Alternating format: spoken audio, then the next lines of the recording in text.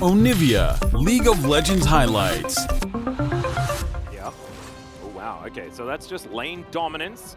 And also, a lot of physical damage when, like, as far as the top 2v2 now, it does feel a lot stronger for W5D2, especially after level 6, of course. Just so much snowballing you could do with the champion. I think the teleport nerf for... Whoa, that's a big old flash in with the Shield of Daybreak. They flash on top of Deft, though. He gets excited, he heals, and he is going to survive. Beryl grabs the first blood and This side of the map.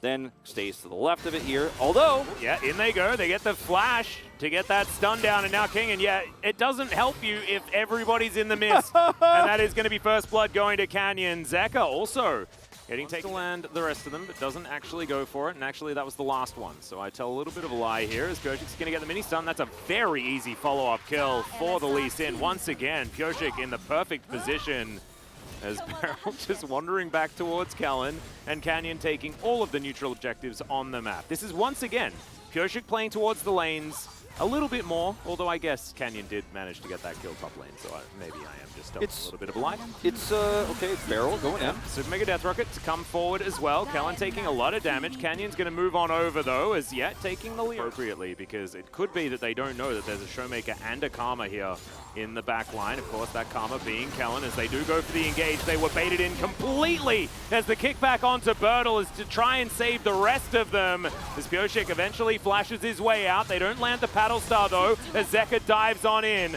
He's going to find a chain. It connects, but not too much more happens, and Shelly gets... W5D2 can bully the rest of the map outside of this positioning is just amazing. Little mini kickback there as they want actually everything, but they're not going to be able to find Zeka, but still killing the jungler. Absolutely fantastic news. W5D2. Because each one of these guys is... And there's often more than 5 piranhas as well, so that makes it confusing. As we're going to go for a bit of a Shirley play here in the mid lane. That is a lot of value to get out from one Q from Bertle, who's now just dashing around, but Deft is able to get excited, grabs that kill. Q connects onto Doctarm as well as he goes in just after that turret falls down, as the rest of W5D2 do make it to relative safety. They are so ahead of this Diana, they can make this happen in the mid game.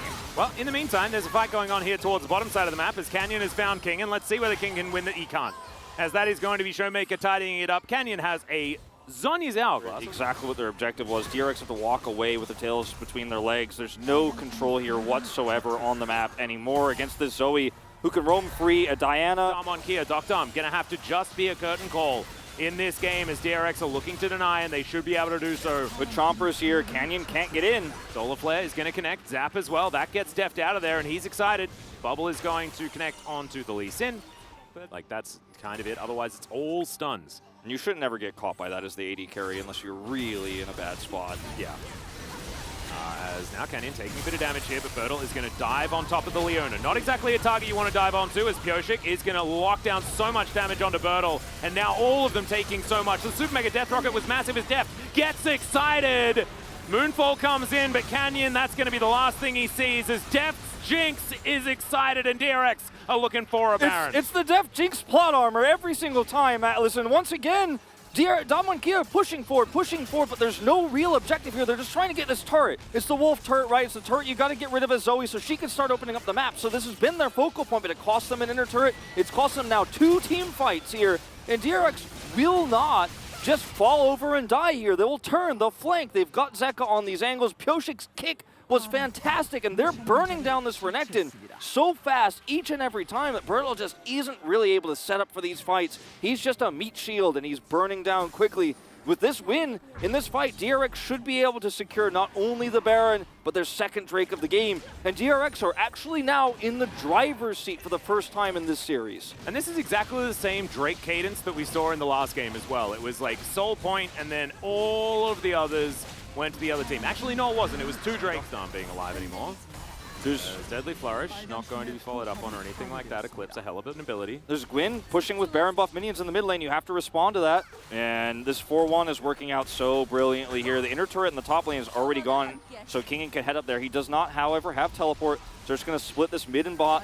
This is just so much gold to an already massive leading in terms of gold. DRX, 6,000 now the lead here. 4,000 gold on this Baron power play, and they're just sieging it up. Come at me, bro, is basically what DRX was saying. Like, Canyon, I dare you to engage. Yeah, and they're like, there's a Gwen problem. They're like, what do you want me to do about it? It's okay, here's the Moonfall, but they just stand their ground. Beryl ends up flashing out eventually, but Canyon, I think the use-by date might be up because Deft is excited. And the snips are coming in from Kingen as well. This is going to be at least the mid inhibitor, but the bot lane one's going to fall immediately afterwards. There's another 15 seconds on this Baron buff. And yes, you know, you can hit Deft a couple of times, but the curtains are not really called. This comp just doesn't have synergy from Damwon Kia. I think they showed a little bit of disrespect in the draft. And even with a great engage from Canyon again and again, outside of the early game, there's no follow-up damage. This comp is too slow. Yeah, exactly. And DRX, they'll just make short work of these Nexus turrets. We are going to a game number 3. Deft's Jinx remains at an absolutely ludicrous win rate, especially here in the LCK. And DRX, they're going to make it go the distance. DRX played a great mid to late game there. I mean, they punished every single overextension. They shut down that mid push.